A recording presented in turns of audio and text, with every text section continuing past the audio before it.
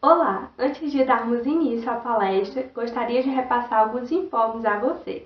O primeiro é sobre a frequência. Ela será por meio de palavras-chave, então será uma palavra para cada palestra, totalizando 8 palavras-chave. Vocês terão acesso a essa palavra clicando no link que está na descrição e também enviaremos no chat. Lembrando que esse link ele só ficará disponível durante a transmissão e nos 30 minutos finais da palestra. Vocês deverão anotar essa palavra e preencher um formulário único que enviaremos a vocês no dia seguinte à jornada, no dia 14/8. E para ganhar os certificados de vocês, vocês deverão preencher com no mínimo 5 palavras-chave. Aos inscritos que comprovarem presença, estaremos emitindo certificados gratuitamente no prazo de 30 dias. Mais informações sobre a emissão dos certificados estaremos tratando por e-mail. As palestras elas ficarão salvas, porém sem o link que dá acesso à palavra-chave. Pedimos que reservem o chat apenas para estar colocando a opinião de vocês sobre as palestras e principalmente para colocar as dúvidas e perguntas, pois os nossos organizadores e os palestrantes estarão respondendo vocês no próprio chat. E, gente, está rolando sorteio, então passa no nosso perfil do Instagram e participe. Obrigada a todos pela participação e uma boa palestra. Boa noite, eu sou o Eduardo Canuto, membro do Cabiomed. Sejam bem-vindos a mais uma palestra da 4ª Jornada Acadêmica de Biomedicina. Antes de começarmos a palestra, eu quero deixar 3 recados. O primeiro, que o bate-papo vai estar disponível para vocês responderem, perguntar, e a nossa palestrante vai estar respondendo todas as perguntas. O segundo aviso é que a palestra vai ficar disponível para vocês assistir a hora que você quiser. E o terceiro aviso, que a lista de presença vai estar disponível após 30 minutos dessa palestra, o início dessa palestra, ok? E dando continuidade à palestra de hoje, com um tema maravilhoso, que é o imunologista atuando na ciência, com a mestre Clara Cavalcante. Só aguardar aí o slide aparecer. Tá? Mestre Clara Cavalcante. Enquanto eu estou dizendo aqui, bióloga formada pela USP, mestre em imunologia na USP, atua como técnica científica na AC Camargo Câncer, no laboratório de imuno-oncológica translacional, sendo responsável pela plataforma de citometria de fluxo da instituição. Possui experiência na área de imunologia de tumores, citometria de fluxo e base de dados científicos. Agora, vamos dar... seja bem-vinda, Clara. Boa noite. Boa noite, pessoal. Boa noite. Muito obrigada pelo convite, pelo lugar, agradecer à comissão pelo convite para participar desse evento tão bacana. Eu já vi que tem muita palestra boa, espero que vocês estejam curtindo. E vamos lá falar um pouquinho de imunologia hoje. Isso é uma honra ter você aqui no nosso evento. E, Clara, sinta-se à vontade para iniciar a sua palestra. Tá ótimo, muito obrigada, então, vamos iniciar. Vou ficar aqui à disposição para responder as perguntas, tá? Quem tiver alguma pergunta, é só mandar aqui no chat que eu respondo para vocês. Bom, a ideia aqui hoje era falar um pouquinho do papel do imunologista na ciência, né? Como é que ele pode atuar. Eu vou falar um pouquinho de imunologia, obviamente, com vocês, e falar um pouquinho de como que o imunologista pode andar no meio da ciência. Vocês vão ver que, pelo menos a minha carreira foi um pouco não usual, digamos assim. É interessante para vocês verem que existem outros caminhos, além da docência, do caminho do laboratório, exatamente. Então, vocês vão ver que a gente pode transitar em diversos caminhos dentro da ciência.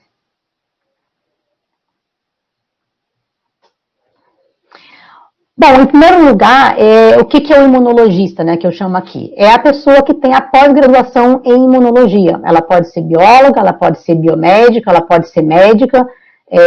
O médico, obviamente, tem a parte clínica da imunologia, né, então ele tem um ramo um pouquinho a mais. Mas nós que somos biólogos, biomédicos, farmacêuticos, químicos, a gente pode transitar em todos os caminhos na imunologia, tendo a pós-graduação em imunologia, mestrado, doutorado, pós-doc. E a imunologia, né? Eu tenho certeza absoluta de que a imunologia tem sido parte da vida de vocês nesses últimos 3, 4 meses, mais ou menos 6 já, né? Porque desde janeiro que o Covid está por aí. Tenho certeza que todo mundo já viu essa curva, já viu um teste rápido, já falou sobre o teste sorológico, já viu alguns termos imunológicos, né? Antígeno, IgM, IgG. Eu tenho certeza que todo mundo já viu e deve estar se perguntando, né? O que é IgM, o que é IgG, o que é o antígeno, né? Eu não vou, claro, minha palestra não está focada em Covid, mas eu queria mostrar para vocês que a imunologia está presente.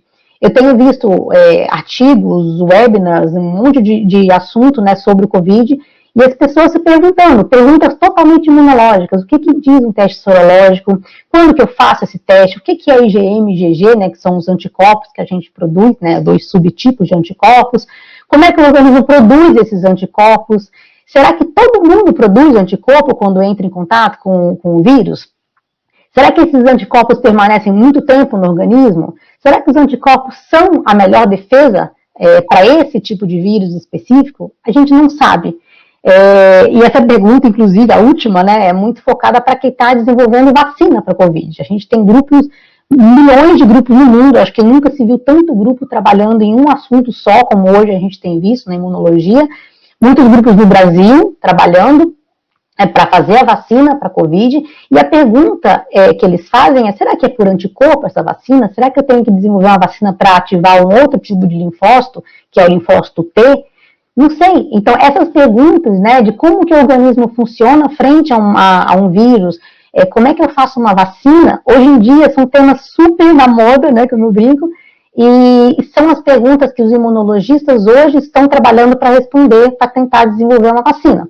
Então, esse é um mundo que hoje o imunologista está super inserido, imunologia hoje está super na moda, e, sem dúvida, quem quer trabalhar nessa área tem um caminho bem bacana e um mundo bem diverso aqui de atuação, especialmente em Covid hoje, porque, sem dúvida, é a doença mais estudada para conseguir desenvolvimento de vacina. E também, em 2018, a imunologia apareceu com bastante força, então, de uns 2, 3 anos para cá, a imunologia ganhou muita força, né? Então realmente está na moda, por conta do prêmio Nobel, que foi dado para a imunoterapia. São 2 pesquisadores que descobriram e verificaram que existem moléculas que podem ser inibidas para favorecer o combate ao câncer no sistema imune, em células do sistema imune, né? Então eles trabalharam com imunoterapia. Vou falar disso um pouquinho mais para frente com vocês, porque é onde eu estou inserida hoje. Eu estou trabalhando com imunoterapia hoje no laboratório do AC Camargo Cancer Center. Então, lá no final, eu volto um pouquinho nesse tema com vocês. Só que lá em 98, que foi quando eu fiz minha faculdade, que eu entrei na faculdade, o tema-chave era clonagem. Era a ovelha Dolly, que estava na moda, faziam clonagem, estavam clonando a ovelha, enfim. Então, eu, particularmente, entrei na biologia pensando muito em genética. Tá? Eu fui fascinada pela questão da clonagem, da genética, enfim. Então, na época, lá no Instituto de Biociências da USP, se falava muito de genética, sem dúvida, porque estava na moda na época. Eles tinham muito trabalhos e foco, né, em zoologia, ecologia, botânica, mas eu até me interessei um pouco por botânica, gostava muito de genética, mas na faculdade eu vi que genética não era minha praia, essa biologia molecular não era muito meu encanto, e eu fui para uma palestra na Unicamp, num evento igual o de vocês, na Unicamp, da biologia da Unicamp, e eu vi uma palestra desse professor aqui, José Alexandre Marzagão Barbuto, e eu me encantei porque ele falou muito de imunologia e câncer. E eram 2 assuntos que me interessavam bastante na época. Na época eu não me lembro ao certo se ele já falou sobre a vacina que ele desenvolve, né, no laboratório, que é uma vacina baseada com foco em célula dendrítica, que é uma célula que apresenta o problema para o organismo, né, para o sistema imune. Ela é a gente brinca que é uma fotógrafa do organismo, então ela mostra para células imunes quais são os problemas, o que tem ali de patógeno, né, então ela mostra o antígeno para essas células. Eu não lembro se ele chegou a falar dessa vacina na palestra, uma vacina terapêutica para câncer metastático, mas depois, mas o tema, né, câncer, de imunologia, me encantou, fui falar com ele e fui para o laboratório dele trabalhar com imunologia de tumores. Eu fiz a iniciação científica nesse laboratório, eu trabalhei com linfócito B, é um tipo de linfócito que produz anticorpos, em câncer de pâncreas. Então eu trabalhava muito para ver se tinha essa infiltração de linfócitos, se eles produziam anticorpos, se eles eram capazes de combater essa célula tumoral. E eu continuei também no mestrado lá, aqui do lado da minha banca de mestrado, dia da minha defesa, eu trabalhei com essas células dendríticas, que são, hoje eu brinco que é uma das minhas, eu sou fã das células dendríticas, gosto muito de trabalhar com elas, e eu trabalhei com uma droga, que é a ciclofosfamida, que ela em baixas doses, ela parecia ser imunomoduladora e não quimioterápica. Então a gente tentava melhorar as células para o paciente, né? Então o paciente ele tem deficiência nessas células, ele não consegue apresentar ter essa apresentação de antígeno eficiente, então a célula imune não consegue combater com eficiência o tumor, então a ideia era tentar melhorar essas células dando um imunomodulador, uma droga que melhorasse essa apresentação. Esse foi o meu trabalho de mestrado. E aí nessa época de laboratório, né, eu tive bastante contato com um monte de técnicas, né, cultura de células, eu tinha que deixar as células em cultura por um tempo, ativar a célula, enfim, colocar meio na célula. Eu trabalhava muito com sangue de paciente, especialmente no mestrado, e tumor, né, do paciente, então eu coletava essas peças tumorais, o sangue, né, na iniciação muito tumor e no mestrado mais sangue.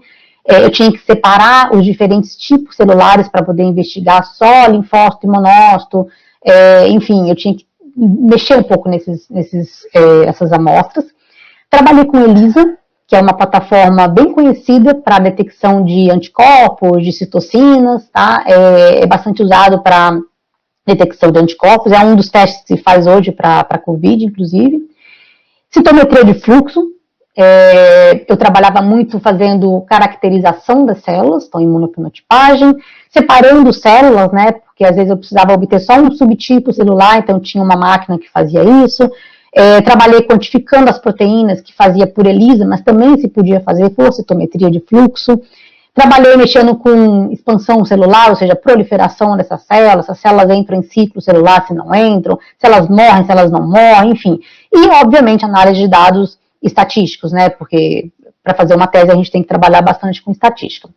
Então, no laboratório eu tinha essa rotina, com todas essas técnicas, não sei se estou esquecendo alguma, mas guardem esse nome aqui, citometria de fluxo.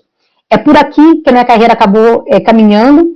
É uma técnica maravilhosa, eu sou fã, vocês vão ver que eu tenho um encanto mesmo pela citometria, então guardem esse nome que daqui a pouquinho eu volto nele de novo. Mas bom, terminei o mestrado, fiquei naquela situação para onde eu vou agora, se eu fico por aqui, se eu faço um doutorado, então a minha ideia na época era pegar minhas malas e ir para a França, não necessariamente Paris, que é a foto aqui, mas eu queria trabalhar num laboratório que eu via muito um autor falando sobre células dendríticas. Ele esteve, obviamente, né, como referência do meu trabalho de mestrado, e eu gostava muito dos ativos dele. E falei, bom, acho que eu vou entrar em contato com esse laboratório e tentar ir para lá, fazer um doutorado lá fora, enfim, um sanduíche. Então, a minha ideia na época era essa. Enquanto eu pensava nessa minha vida, eu dei aula de biologia e ciências para ensinos fundamental e médio, em escola de bairro, né? Eu lembro que eu trabalhava bastante nessa época no mestrado, ainda dava aula, madrugada fora fazendo prova, enfim. E também dei aula de imuno para a turma de enfermagem. Então, a área de docência é bem interessante, principalmente para imuno, é uma disciplina que muita gente, não sei se não gosta, mas tem dificuldade, porque tem muita sigla, é muita coisinha pequena, são as células, é tudo junto. É uma disciplina que é considerada difícil, então você dar aula de imunologia é um diferencial, isso é muito legal. Então, para quem gosta de dar aula, sem dúvida, é um caminho muito interessante. Eu trabalhei na Unixul, dei aula em 3 campos lá dentro, e foi uma época muito interessante, muito bacana. Mas, como eu falei para vocês, a citometria de fluxo, ela volta com tudo na minha vida. No mestrado, eu trabalhei bastante com esse equipamento, que é o Faxcalibur, da empresa BD, Becton Dickinson, e eu tinha esses gráficos maravilhosos, então cada pontinho aqui é uma célula.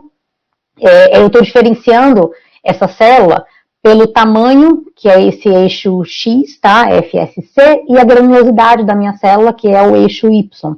Então, eu diferencio, nesse tipo de gráfico, eu consigo dizer, as minhas células têm mais ou menos essa granulosidade, esse tamanho, e eu encontro elas no gráfico, tá? Então, eu trabalhei muito com citometria, bom, mas deixa eu falar um pouquinho para vocês o que é a citometria, né, que eu estou falando tanto, que ela vai voltar agora aqui na minha vida, vou voltar um pouco para a citometria. Então, a citometria, ela é uma tecnologia super avançada, em que eu consigo medir, ver várias coisas em uma única célula que ela está em movimento. Então, eu vou fazer um tubinho com a célula e colocar na máquina. E a máquina pega essa célula, passa por dentro dela, e a máquina tem lasers, ela tem um monte de canais que recuperam, né, algumas informações da célula e me passam através de dados naqueles gráficos que eu mostrei para vocês anteriormente. Então, a vantagem da citometria é você, em vez de pegar várias amostras e fazer vários tipos de testes, você já faz tudo em uma única amostra, em uma única tecnologia. Então, isso foi um desenvolvimento bem avançado e muito interessante na citometria de fluxo, na ciência, né? Então, basicamente, essa tecnologia é baseada em anticorpos monoclonais, ou seja, olha a imunologia aqui de novo, tá? Então, a técnica de citometria de fluxo, ela é muito focada em conceitos de imunologia. Então, eu tenho anticorpos específicos para uma partezinha da célula, ele gruda na célula, esse anticorpo tem uma fluorescência na ponta, tá? E esse conjunto, né, esse anticorpo com a fluorescência, vão se ligar na célula de interesse, ou não, né, se a célula não tem esse marcador, o anticorpo obviamente não liga, tá? E aí eu pego essa célula e passo pela máquina, e eu tenho lasers que vão excitar esse fluorocromo na ponta do anticorpo. Então, vocês estão vendo que tem um monte de corzinha aqui, né, vermelho, lilás, verde, porque eu tenho diferentes marcadores, diferentes fluorescências. Então, eu consigo ver tudo isso junto, né, com as diferentes colorações, tá? Então, esse é um gráfico que a gente vai obter no final. Gente, se a imagem não aparecer, vocês me avisem, eu estou indo bem devagar para poder a imagem aparecer e eu conseguir falar tudo da imagem, tá? Se não aparecer, vocês me avisem, por favor. Então, aqui a gente tem os gráficos que a gente vai obter depois de uma leitura. Claro que tem diversos marcadores, vocês podem ver aqui à direita que eu tenho ali um CD3, que marca linfócito T, um CD4, que é um subtipo de linfócito T. Então, quando eu marco ali no campo, no quadrante superior direito, se eu tenho as duas marcações, é uma célula que expressa os dois marcadores, enfim. Tem, claro, uma análise em cima disso, né, não é o meu foco também da apresentação, mas a gente poderia perder bastante tempo aqui falando de análise de citometria de fluxo.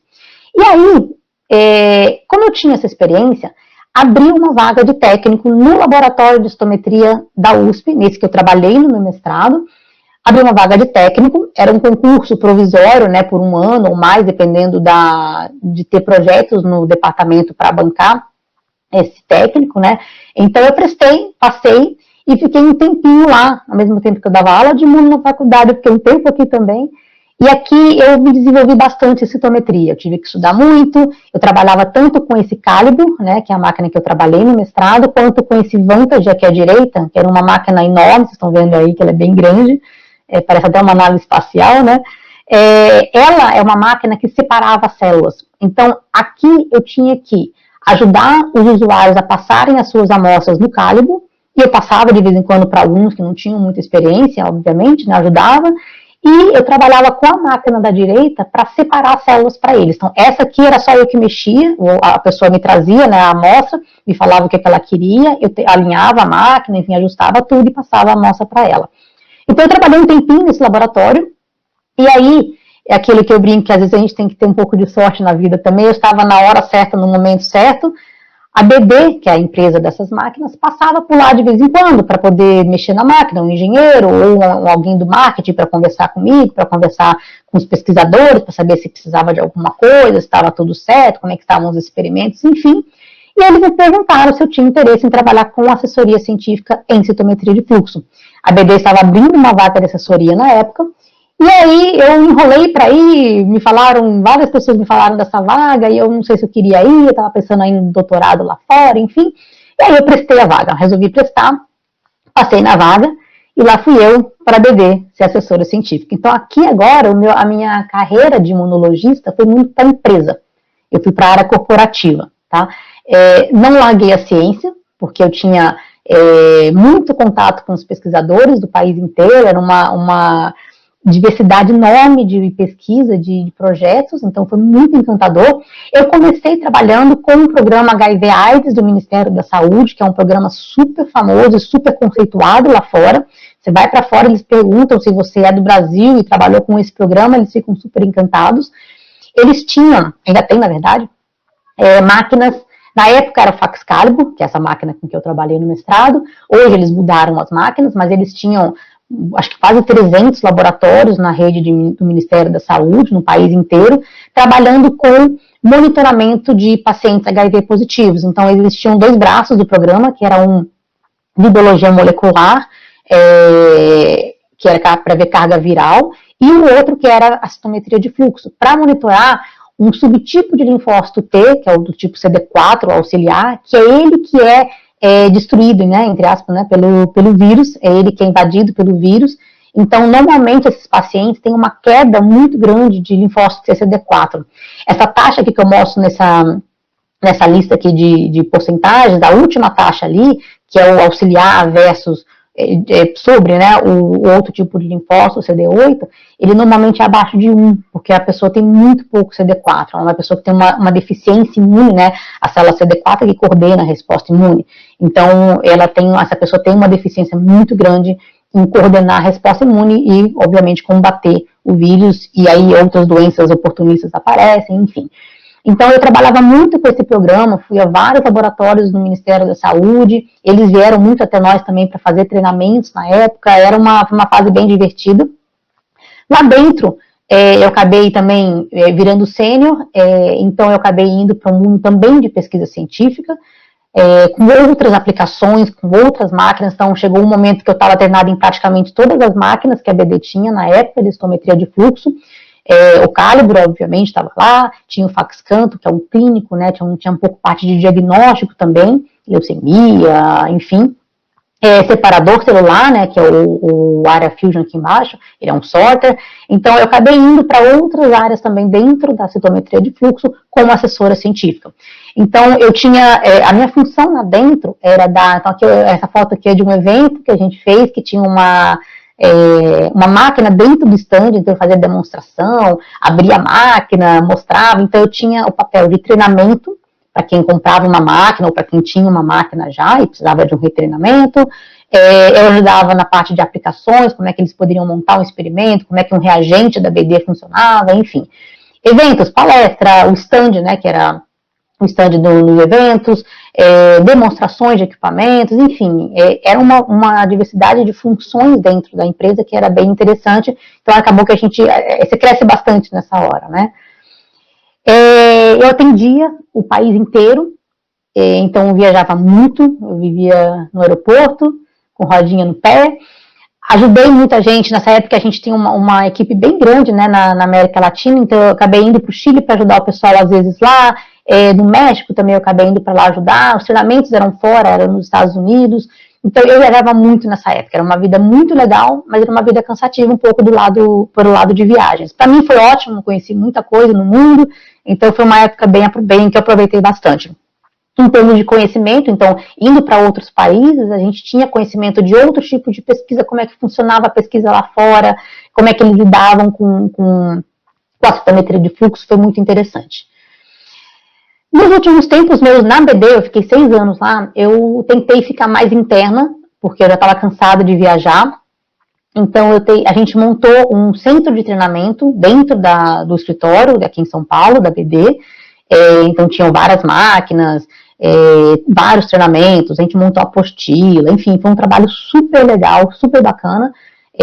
Eu fiquei um pouco como coordenadora na época desse treino, não oficialmente, mas eu era coordenadora, eu que ajudei a montava os treinamentos, coordenava a inscrição dos alunos que vinham de fora, enfim, mas o plano de ficar mais em São Paulo não vingou, nessa época ainda ia demorar muito tempo, e eu tive uma oportunidade de participar de um processo seletivo em outra empresa, que é a Thomson Reuters, que hoje se chama Clarivate, ela não é mais Thomson Reuters, pelo menos nessa parte de ciência, e migrei para um mundo completamente diferente de bases de dados. Eu não sei se vocês já usaram dentro do portal da CAPES, bases de dados científicas, com conteúdo químico, biológico, farmacêutico, enfim.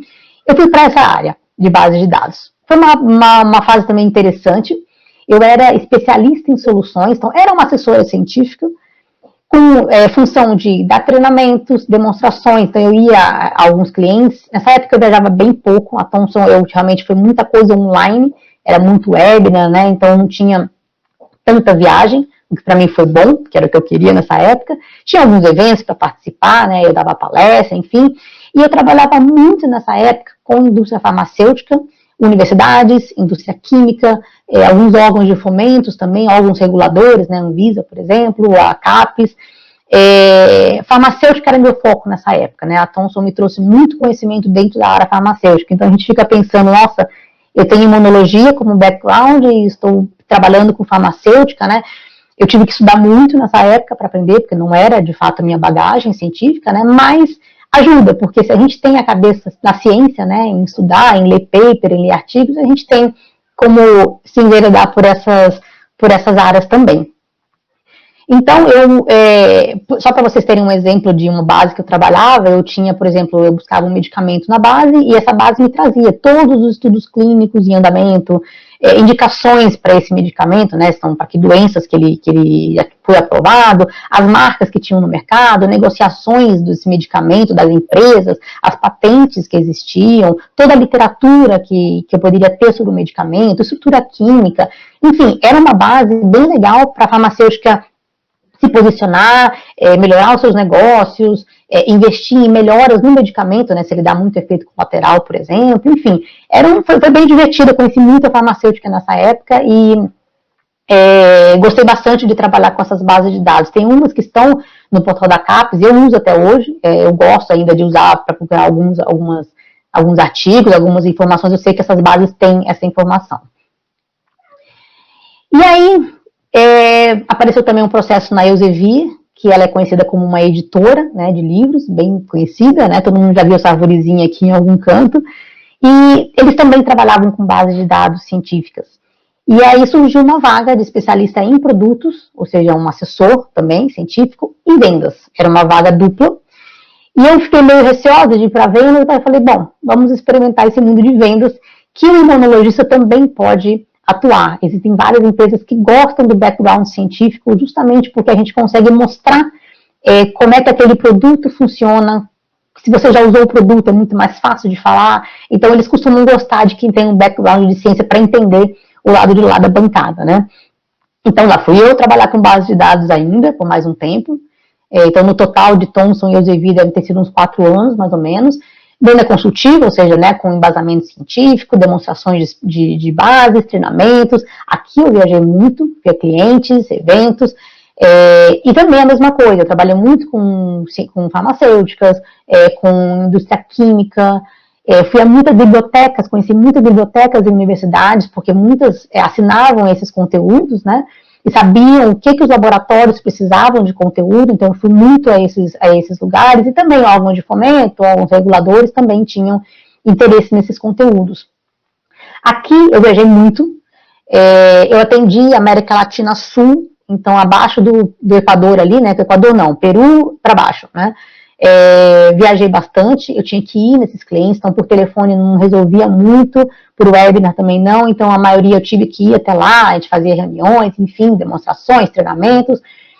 Cheguei aí para Cuba para ajudar um pessoal da América Latina Norte também, foi uma experiência muito interessante, até que eu faço um parênteses que eu vi o Haiti ali em cima, na época que eu estava na BD, eu também participei de um programa de voluntariado, para ir até lá ajudar as pessoas a organizarem os laboratórios, e eu fui falar sobre estometria de fluxo, então eu fui 2 vezes para lá, para fazer treinamentos, treinar o pessoal de laboratório lá, acabei que eu não coloquei aqui na apresentação, mas também é uma questão de você colocar o seu conhecimento adiante como imunologista, né, porque eu usei a minha plataforma que era a citometria de fluxo, e conceitos de imunologia também, para eles entenderem como é que funcionava a citometria de fluxo.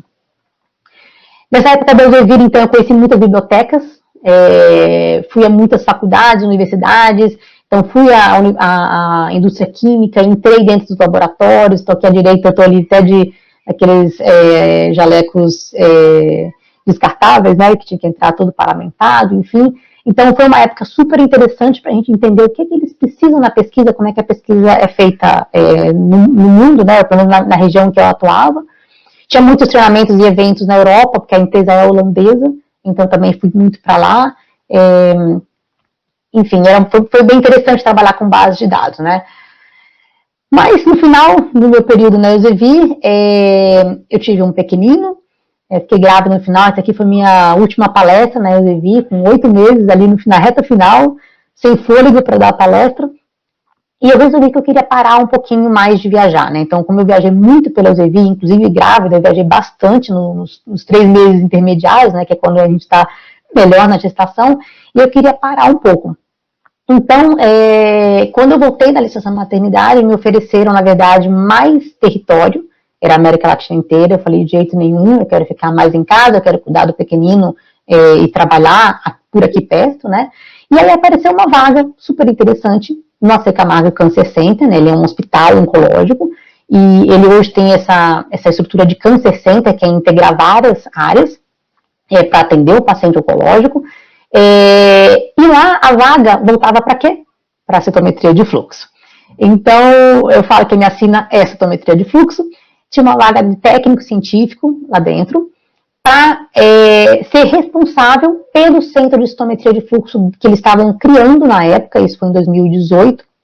Eles estavam criando, eles tinham acabado de criar um centro de imunoterapia, então eles estavam querendo desenvolver esse laboratório. Então eu precisaria verificar e ajustar as máquinas todas, fazer a leitura de amostras, ajudar os pesquisadores e os alunos na elaboração do experimento e também para analisar os dados que eles iam obter, treinar as pessoas para usarem em eventuais momentos ou para entenderem um pouco melhor a citometria de fluxo, montar cursos para essas pessoas conseguirem trabalhar com esses dados e saber fazer um bom experimento de citometria de fluxo, né? Porque tem um monte de detalhes que isso aqui daria uma palestra inteira, com certeza, sobre o que a gente pode fazer na citometria de fluxo.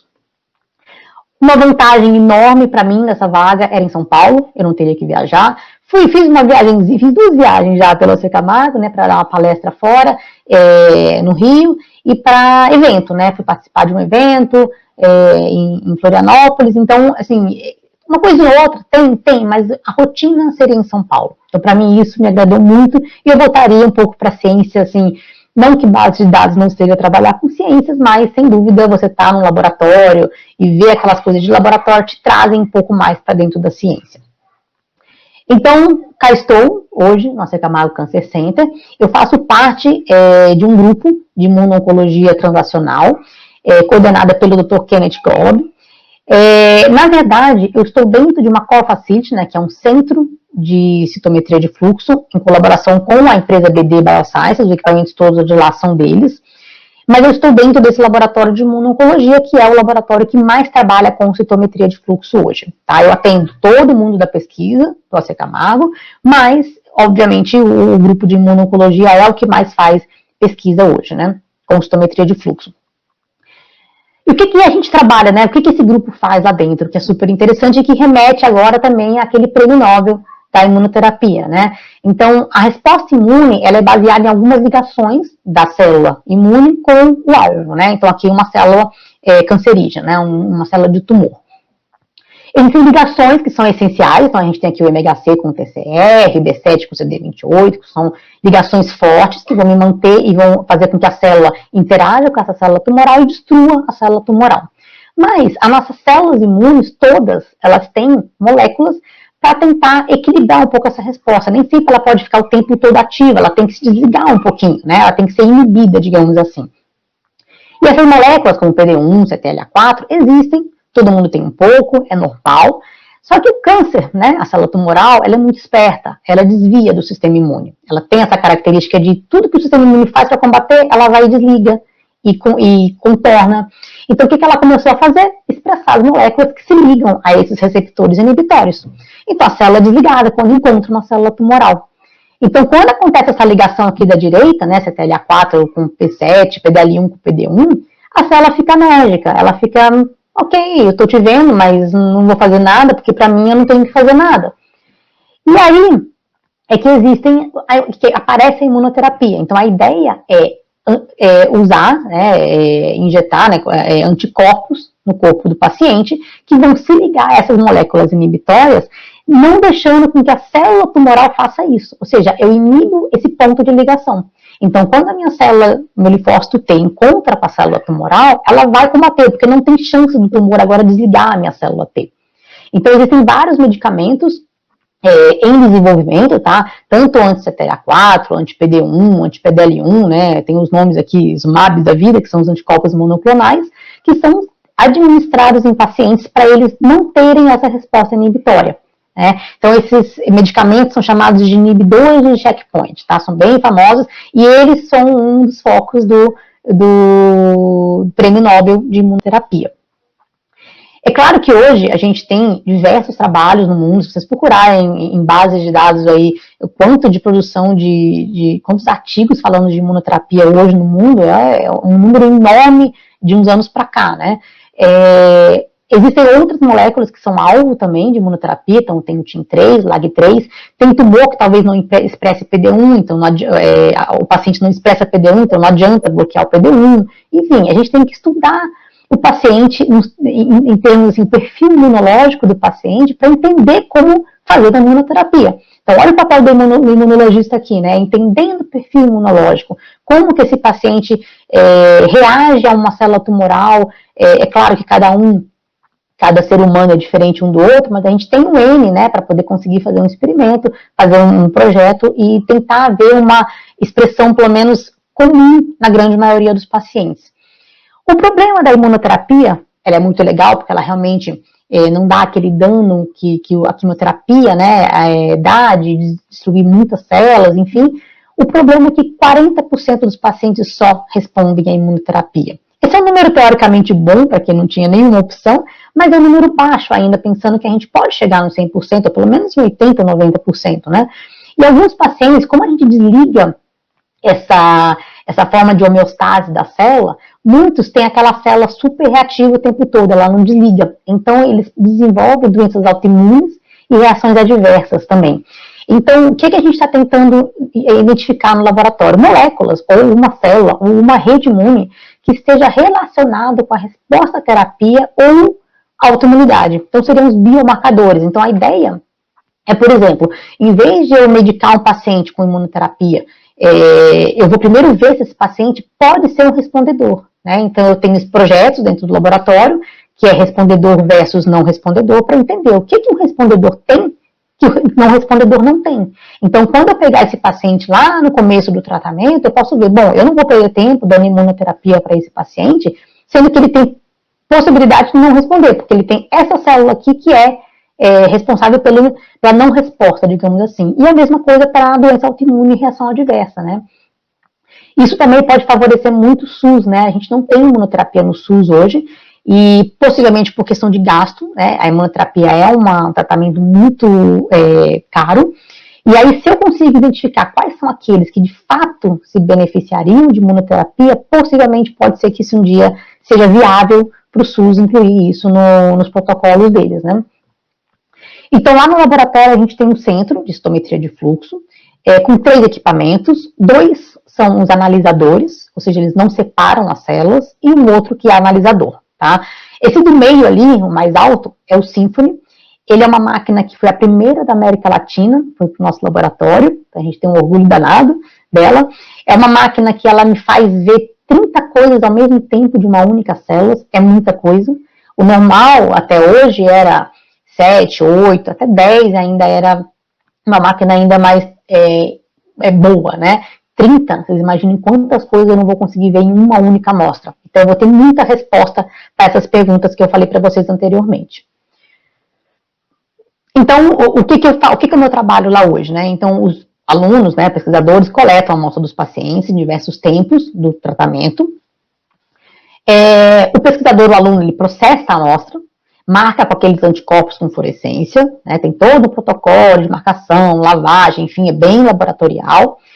E eu pego essas amostras e faço a leitura na máquina. Então, é claro, eu tenho que ajustar a máquina, verificar se a máquina está ok, tem as limpezas que tem que ser feitas, os controles, para poder mostrar que realmente a amostra está bem lida, que ela tem um resultado fidedigno, um resultado que dá para confiar.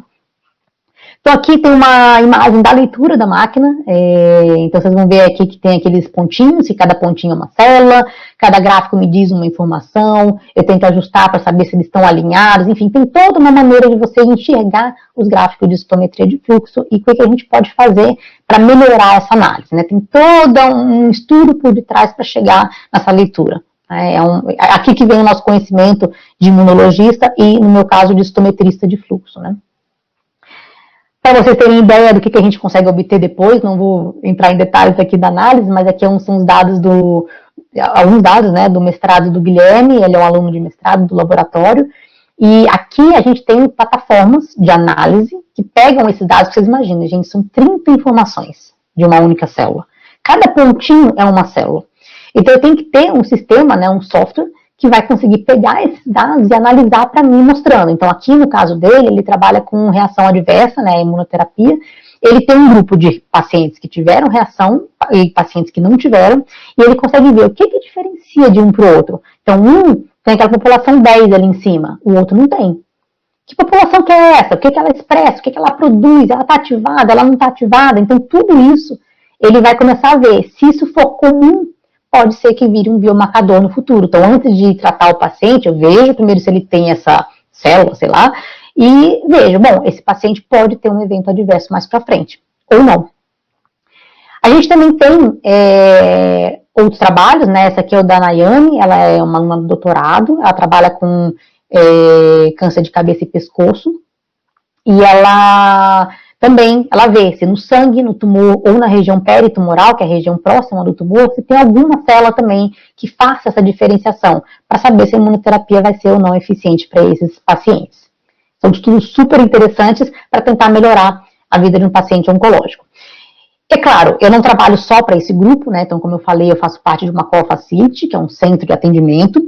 Hoje a gente atende praticamente só o pessoal do AC Camargo, mas a gente não sabe se um dia isso vai virar um atendimento também para outras instituições. Tem grupos que trabalham pensando em biópsia líquida, né, analisando vesículas das células, outros trabalham com resistência ou efeito de fármacos, vendo morte da célula, né, tumoral, em cultura, proliferação dessas células, ciclo celular. Eu tenho gente que precisa estudar um tipo específico de célula para fazer uma proteômica, uma metabolômica depois, ele separa as células na máquina, então também é tudo isso que eu posso fazer lá no departamento, e eu tenho feito isso daqui também, tá? A gente tem outros grupos atuando. Então, alguns dados bonitos também, né, que a gente pode ver na máquina, a parte de morte celular, um ciclo celular, direitinho ali, a fase G1, G0, G1, a fase S e a fase G2M. Então, tem toda uma maneira de você analisar esses dados na citometria de fluxo. E é claro que, assim, não é só ler a amostra, né, ou orientar nesse sentido, mas eu tenho que orientar uma pessoa a usar esses 30 fluorocromos de uma vez só.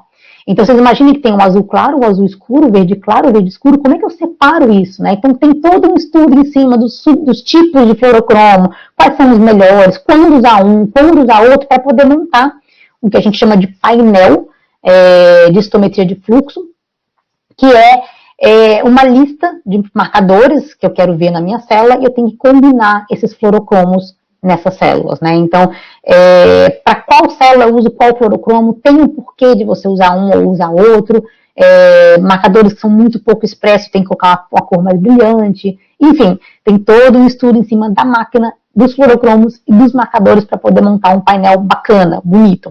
E quando eu falo bonito, não se preocupem com as imagens, tá? Eu não vou destrinchar também aqui o que significa cada gráfico, mas para vocês terem ideia do que eu estou falando, né? Vocês estão vendo esse gráfico do meio? Olha em cima e olha embaixo. Em cima, eu não tenho uma população definida como eu tenho embaixo. Vocês estão percebendo a diferença? Porque na primeira linha, né, nos primeiros gráficos ali em cima, eu fiz um painel que não era o melhor de todos, ou seja, não era o melhor fluorocromo para aquele marcador. E embaixo eu já consegui melhorar. Tá? Então, por isso que a gente tem que ter esse tipo de estudo, de análise, antes de começar a montar um experimento. Então, esse é um papel também que eu tenho no laboratório para ajudar junto com a empresa, né? Porque como a gente é pioneiro nessa questão de muitas cores no Brasil, a gente tem pedido muita ajuda para eles, para conseguir chegar numa análise bonita, bem feita, né? E garantir que esses dados são realmente aquilo que a gente está vendo. E em tempos de pandemia, gente, Eu acabei me metendo, né, num projeto de Covid do hospital. Eles recrutaram alguns técnicos para ajudar nesse projeto. Então, aqui estou toda paramentada, com máscara, com aquele shield, né, aquele escudinho na frente do rosto, jaleco descartável, jaleco por baixo, todas as paramentações necessárias. Eles estão fazendo um projeto coletando amostras de pacientes oncológicos, coletando fezes, sangue e saliva. Aqui o que é contaminante mesmo, né, são as fezes e saliva. Sangue praticamente não tem muito problema, pelo menos não se tem nada descrito até então, para fazer uma análise futura de microbiota dessas amostras, perfil imune, entre outros tipos de análise, para entender o que esse paciente tem, como é que ele se comporta internamente, digamos assim, né? Então é um projeto bem interessante também, e eu estou participando, processando essas amostras para futura análise, né? Então a gente acabou também, como imunologista, atuando bastante nessa época de pandemia, né? E para finalizar, como vocês puderam ver, a imunologia ela tem um caminho, né, caminhos diversos dentro das ciências. A gente pode ir para o hospital, a gente pode ir para um instituto de pesquisa, a gente pode ficar na universidade, ir para uma área mais acadêmica, uma área mais corporativa. Enfim, a gente vai... Vocês viram que eu fui para a bancada, né, para acadêmico, fui para o corporativo, voltei para acadêmico, ou eu sou mais ou menos, né, um mix ali de empresa com acadêmico, e isso vocês podem permear em diversos tipos de caminhos, e com o Covid hoje, e com a imunoterapia em alta, o imunologista tem sido muito recrutado. Então, aproveitem, quem tem interesse em imunologia, é uma área lindíssima, lindíssima. Quem tem interesse em citometria de fluxo também é uma das técnicas mais usadas para em laboratórios que trabalham com imunologia, e o mercado está bem repleto de oportunidades aí para quem tem interesse. Bom, muito obrigada a todos pela participação. Boa noite, Clara. Foi uma palestra maravilhosa e enriquecedora para o nosso conhecimento. Né? A imunologia é uma área perfeita, maravilhosa, para quem gosta também, né? E, Clara, em nome do Cabiomed, muito obrigado pela honra de tê-la em nosso evento. Tá? Foi uma honra ouvir esses conhecimentos, essa palestra maravilhosa. Obrigada a vocês, convite e pela participação de todos. Boa noite e aproveitem a jornada, galera.